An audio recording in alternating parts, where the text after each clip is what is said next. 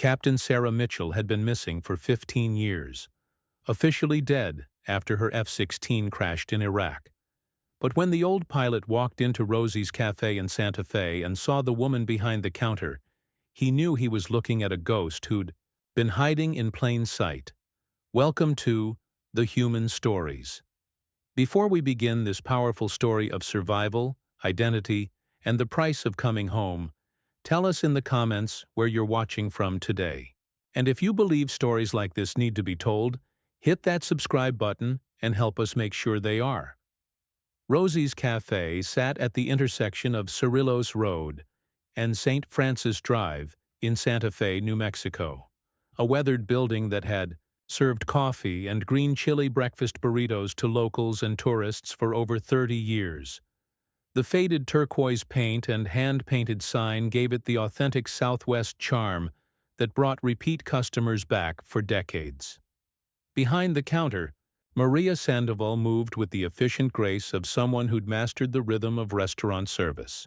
At 42, she had dark hair streaked with premature silver, kept pulled back in a practical ponytail, and the kind of weathered hands that spoke of years spent in physical work. She'd been working at Rosie's for 6 years, arriving each morning at 5 a.m. to prep for the breakfast rush and staying until the afternoon shift took over. The regular customers knew her as reliable and pleasant, but not particularly talkative. She remembered their usual orders, asked polite questions about their families, and maintained the kind of professional friendliness that made people comfortable without inviting personal questions in return. On this particular Tuesday morning, in October, Colonel James Henderson walked through the front door with the measured gait of a man whose 71 years included 4 decades of military service. His silver hair was still cut regulation short, and despite wearing civilian clothes, jeans and a button-down shirt, everything about his bearing screamed Air Force. Henderson had driven down from Colorado Springs to visit his daughter at the University of New Mexico, a trip he made quarterly since his wife's death 3 years earlier. Rosie's Cafe had become his regular stop because the coffee was strong, and the atmosphere reminded him of the small-town diners he'd frequented during his years stationed at various bases across the Southwest. Maria approached his table with a coffee pot and menu, following her standard routine with new customers. "Morning," she said pleasantly. "Coffee to start?" Henderson nodded and looked up to thank her. The words died in his throat. He stared at Maria's face with the intensity of someone trying to solve a puzzle that shouldn't exist. She had the kind of features that might be unremarkable to most people: olive complexion, dark eyes, the weathered look of someone who'd spent years in the Southwest sun. But to Henderson, who had spent decades memorizing faces for security briefings and personnel reviews, something about her face triggered a memory that couldn't be accurate. "Is everything all right?" Maria asked, noticing his stare.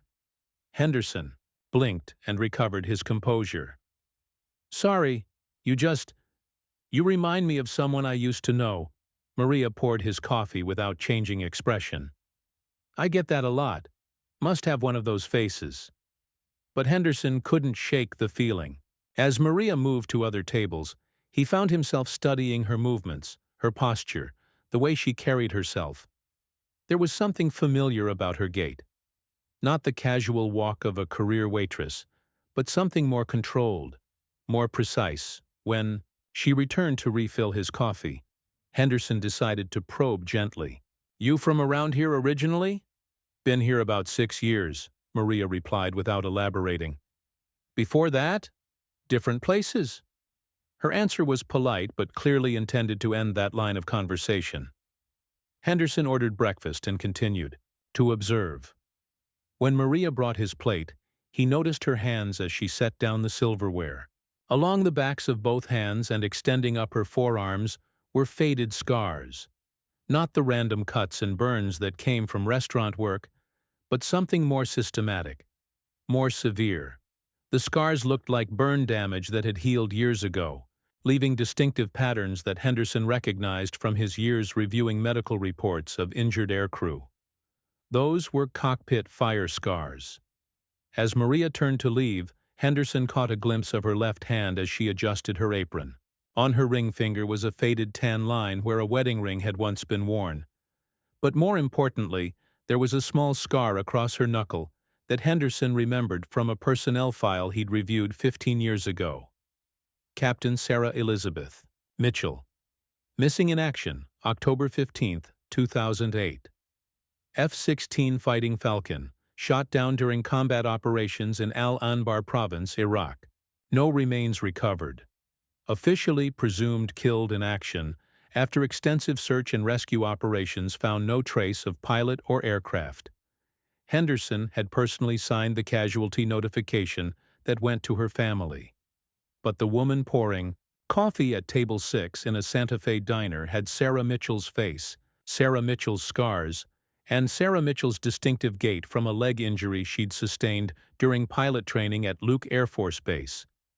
Henderson finished his breakfast in silence, watching Maria work, while his mind raced through the implications of what he was seeing. When she brought his check, he made a decision. "Maria," he said carefully, "I wonder if I could ask you something personal." She paused, clearly wary. "Depends what it is." Henderson looked directly at her. "Were you ever in the military?" For just a moment, Maria's carefully maintained composure cracked. Her eyes flickered with something, not fear exactly, but the alertness of someone whose cover had just been tested. "No," she said after a pause. "Never been in the service." But Henderson had seen that look before. It was the expression of someone who had just told a lie they weren't comfortable telling. Henderson left Rosie's cafe that morning but returned the next day at the same time, ordering coffee and positioning himself at the same table. He spent the hour observing Maria more carefully, noting details he'd missed during his first visit. The way she moved around obstacles without looking, spatial awareness trained into military personnel, how she automatically scanned the room every few minutes, situational awareness that became second nature for pilots. Most tellingly, when a car backfired outside, she instinctively ducked and looked toward the exits before catching herself and resuming her work. Those were combat reflexes, not restaurant experience. On the third day, Henderson brought a small item with him, a commemorative coin from the 388th Fighter Wing at Hill Air Force Base, where Captain Sarah Mitchell had been stationed before her deployment to Iraq. When Maria came to refill his coffee, he casually placed the coin on the table. Maria's reaction was immediate and involuntary. She looked at the coin, and her face went completely white. Her hand holding the coffee pot began to tremble slightly. "Where did you get that?" she asked, her voice barely above a whisper. "I served with the 388th for several years," Henderson replied carefully. "Knew a lot of good pilots there." Maria set down the coffee pot and looked directly at him for the first time since he'd started coming to the cafe. "Who are you?" "Colonel James Henderson, retired Air Force, and I think you know why I'm here." Maria glanced around the cafe, noting the other customers and calculating distances to exits, with the unconscious efficiency of someone trained in escape and evasion procedures. "I think you have me confused with someone else," she said, but her voice lacked conviction. Henderson leaned forward slightly. "Captain Sarah Elizabeth Mitchell, call sign Phoenix. Born February 14, 1981, in Denver, Colorado. Graduated from the Air Force Academy in 2003. Flew F-16s with the 421st Fighter Squadron. Shot down over Al-Anbar Province on October 15, 2008. Officially listed as killed in action." Maria's breathing had become shallow, and she was gripping the edge of the table for support. "I don't know what you're talking about," she said, but tears had started forming in her eyes. Henderson's voice softened. "Sarah, I signed your casualty notification. I attended your memorial service. Your parents received your folded flag. But you're standing right here, pouring coffee in Santa Fe." For a long moment, the two of them stared at each other across 15 years of official death and unofficial survival. Finally, Maria, "Sarah, collapsed into the chair across from Henderson. "How did you know?" she whispered. "The scars on your hands, the way you move, and your face. You look exactly like you did 15 years ago, just older." Sarah looked down at her scarred hands. "I've been so careful. 6 years in Santa Fe and nobody ever recognized me." "What happened, Sarah? How did you survive the crash?" Sarah was quiet for a long moment, clearly debating how much to reveal. Finally, she began to speak in the flat, controlled tone of someone recounting trauma. "My F-16 took a surface-to-air missile hit about 40 miles southwest of Fallujah. I managed to eject, but the aircraft was completely destroyed. I came down in territory controlled by insurgents." Henderson listened without interruption, recognizing the signs of someone who had never been debriefed about their experience. "I was captured immediately. Held for 8 months in various locations. During that time, I was reported as killed. In action because no one could confirm I'd survived the ejection." "Why didn't you identify yourself to your captors? Geneva Convention protections." Sarah's laugh was bitter. "Colonel, these weren't people who cared about Geneva Convention protections. If they'd known I was an American pilot, specifically a female American pilot, my situation would have been much worse than it already was." Henderson nodded grimly. He understood the implications. "How did you escape?" "I didn't escape. I was rescued during a raid by Iraqi forces 8 months after my capture. But by then, I'd been declared dead, and I wasn't the same person who'd been shot down." Sarah paused, struggling with the next part of her story. "The Air Force wanted to bring me home, debrief me, reintegrate me. But I couldn't handle it. The idea of going back to flying, back to combat operations, back to being Captain Mitchell, I couldn't do it. So you disappeared. Officially, I was still dead. It seemed easier to stay dead than to try to come back to life as someone I couldn't be anymore." Henderson processed this information carefully. What Sarah was describing was not uncommon among combat survivors, but her particular situation was extraordinary. "Sarah, you know this isn't sustainable. You can't stay officially dead forever." "Why not?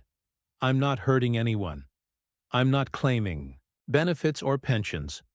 I'm just living quietly under an assumed identity." "Because your family thinks you're dead. Your parents held a funeral for you." At the mention of her parents, Sarah's composure finally broke completely. She began crying.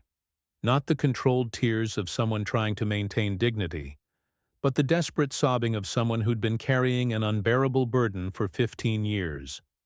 Henderson moved to the chair beside Sarah and waited patiently, while she worked through 15 years of suppressed grief. Other customers in the cafe began to notice the situation, but Henderson's military bearing discouraged anyone from approaching. When Sarah finally regained her composure, Henderson spoke gently. "Tell me about your parents." Sarah wiped her eyes with a napkin. "Mom died 3 years ago. Cancer. I wanted to go to her funeral, but I couldn't risk being seen." "And your father?" "Dad's still alive. Lives in Denver. He never remarried after Mom died. I think losing me broke something in him." Henderson reached into his jacket and pulled out his phone. "Sarah, I need you to understand something. Your father never gave up looking for you. Even after the military declared you dead, he kept hiring private investigators, following up on leads, hoping for some sign that you'd survived." He showed her a newspaper clipping he'd photographed. "This is from the Denver Post, 6 months ago. Your father placed this ad in the personal section." Sarah read the ad through fresh tears. "Sarah, if you're out there, Dad is still waiting. Same phone number, same address. Love you always. Pop." "He runs that ad every month," Henderson said quietly. "Has been for 15 years." Sarah stared at the ad, her hands shaking. I can't put him through the shock of finding out I'm alive after all these years. And I can't go back to being the person I was before." Henderson understood her dilemma. "Sarah, Nobody's asking you to go back to being a fighter pilot. Nobody's asking you to return to active duty.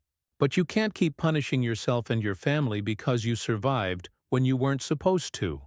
You don't understand. The things that happened while I was captured, I'm not the same person anymore. I can't be Sarah Mitchell again. Then, don't be Sarah Mitchell. Be Maria Sandoval, who happens to be Sarah Mitchell's daughter, calling her father for the first time in 15 years. Sarah looked around the cafe, at the life she'd built, the identity she'd maintained, the safety she'd found in anonymity. What if he can't forgive me for letting him think I was dead? Henderson's voice carried the authority of someone who'd counseled many military families through difficult situations. Sarah, I've known a lot of fathers who've lost children in combat. The only thing worse than losing a child is losing hope that they might still be alive. You can give your father the greatest gift imaginable. You can give him his daughter back. Sarah was quiet for several minutes, clearly wrestling with a decision she'd been avoiding for 15 years. Finally, she asked, "What would I have to do? Legally, I mean. To come back from the dead?" Henderson had already considered this. "It's complicated, but not impossible. The military has procedures for situations like this. You'd need to report to the Air Force Personnel Center, undergo debriefing and psychological evaluation, and work through the legal process of correcting your status from KIA to recovered. And then you'd be Sarah Mitchell again, officially, with all the rights and responsibilities that come with that identity.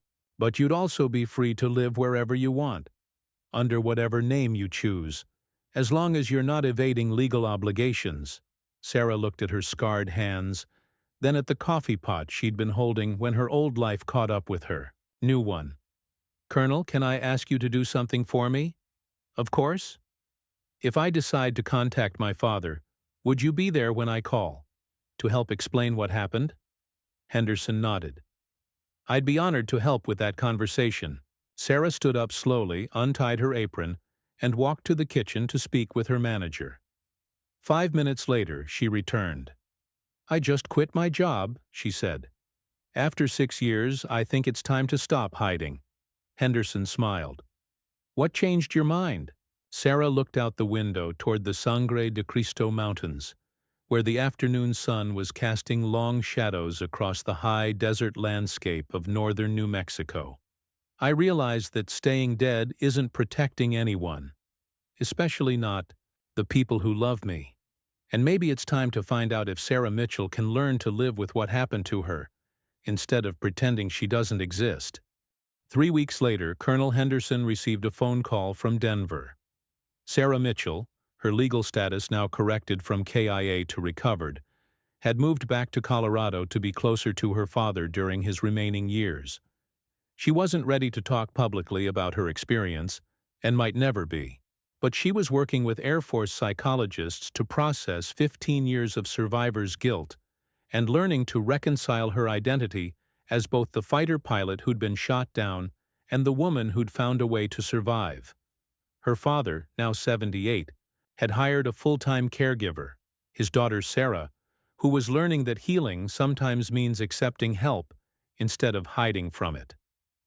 At the Human Stories, we believe that survival takes many forms, and healing doesn't always look like what we expect. Sometimes the bravest thing someone can do is admit they need help.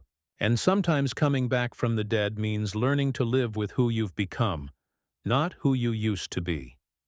Sarah Mitchell learned that you can't escape trauma by escaping identity, but you can learn to carry both with dignity, surrounded by people who love you regardless of how much you've changed. Tell us in the comments, have you ever had to rebuild your identity after a life-changing experience? What did you learn about yourself in the process? And from what city are you watching this story unfold?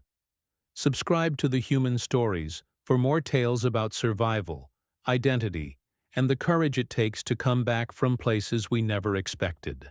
To go. We'll see you in the next story. And remember, sometimes the people serving you coffee have survived experiences that would break most of us, and they deserve our respect for finding ways to keep moving forward.